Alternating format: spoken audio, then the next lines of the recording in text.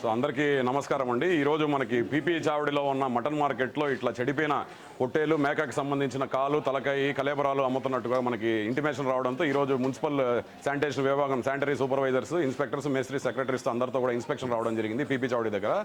So మీరు చూస్తున్నట్టయితే ఇక్కడ దాదాపుగా ఫ్రీజర్ కంపార్ట్మెంట్లో కొన్ని నెలల నుంచి చెడిపోయిన మేక తలలు, కొన్ని వందల సంఖ్యలో తలలు అయితేనేమి, చెడిపోయిన కలేబరాలు మొత్తం టోటల్గా మనకి కాళ్ళు, పొట్టేలకు సంబంధించిన కాళ్ళు, మేకకు సంబంధించిన కాళ్ళు అన్నీ కూడా పూర్తిగా చెడిపోయి వాసన వచ్చే పరిస్థితి ఇంత దారుణంగా పెట్టుకున్నారు ఇక్కడ షాపుల్లో. వీళ్ళందరి లైసెన్స్లు కూడా చెక్ చేయడం జరిగింది. వాళ్ళందరికీ నోటీస్ ఇష్యూ చేయడం జరుగుతుంది. ఈరోజు టోటల్గా మనకి దాదాపు 500 కేజీల స్టాక్ని మనం సీజ్ చేసాము. సీజ్ చేసి దానిపైన మనకి బ్లీచింగ్ పౌడర్తో స్టెరిలైజ్ చేసి వీటిని డంపింగ్ యార్డ్కి తరలించడం జరుగుతుంది. సో తిరుపతి లాంటి పవిత్ర పుణ్యక్షేత్రంలో నిత్యం వేలాది లక్షలాది మంది భక్తులు ఎక్కడెక్కడి నుంచో వచ్చి మనకు విజిట్ చేస్తూ ఉంటారు. అలాంటి ప్రాంతంలో ఇంత దారుణంగా వీళ్ళు పెట్టడం అనేది చాలా అవమానకరము. వ్యాపారాలు ఇంత దారుణమైన పరిస్థితికి మాత్రం చేయొద్దండి ఎవరు కూడా.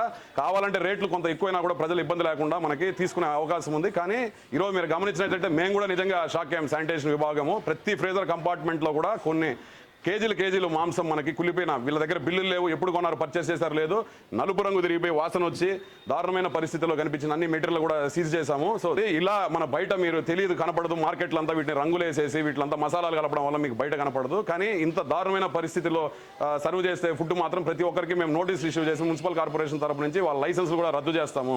ఇది హెచ్చరికగా తీసుకోవాలి ప్రతి ఒక్కరు కూడా. వ్యాపారం చేయాలి, ప్రజల ఆరోగ్యంతో మాత్రం చెలగాటం ఆడే అధికారం ఎవరికీ లేదు. దయచేసి ప్రతి ఒక్కరు విజ్ఞప్తి చేస్తున్నాము. ఇంకటి నుంచి ప్రతి దగ్గర ఎక్కడైనా కూడా ఇట్లాంటి జరిగితే కూడా మున్సిపల్ కార్పొరేషన్ కానీ, ఫుడ్ సేఫ్టీ డిపార్ట్మెంట్ కానీ దయచేసి ప్రతి ఒక్కరు ఇంటిమేషన్ ఇవ్వాల్సిందిగా కోరుకుంటూ ఉంటాం. ఫ్రెష్గా అవైలబుల్ అయ్యే స్టాక్ని తీసుకొని వచ్చి ప్రజలకి సర్వ్ చేయాల్సిన మటన్ మార్కెట్లో మనకి చెన్నై నుంచి, తమిళనాడు నుంచి, వేరే ఇతర రాష్ట్రాల నుంచి కూడా టన్నుల సంఖ్యలో వీళ్ళు తీసుకువచ్చి దాన్ని నెలలు స్టోర్ చేసి కులిపోయిన పరిస్థితిలో ఇక్కడ మనకి స్టోరేజ్ కంపార్ట్మెంట్లో స్టోర్ చేయడం జరిగింది. సో వీటన్నిటిని కూడా మనం మున్సిపల్ కార్పొరేషన్ చట్టం 541, 42, 43, 44, 45, 46 కింద మనం వీళ్ళ మీదకి నోటీసులు ఇష్యూ చేసి భారీ పెనాల్టీ వేయడం జరిగింది. అండ్ ఆ స్టాక్ను కూడా మనం సీజ్ చేసి మన డంపింగ్ యార్డ్కి పంపిస్తూ ఉన్నాము, వాటిని శానిటైజేషన్ చేసి.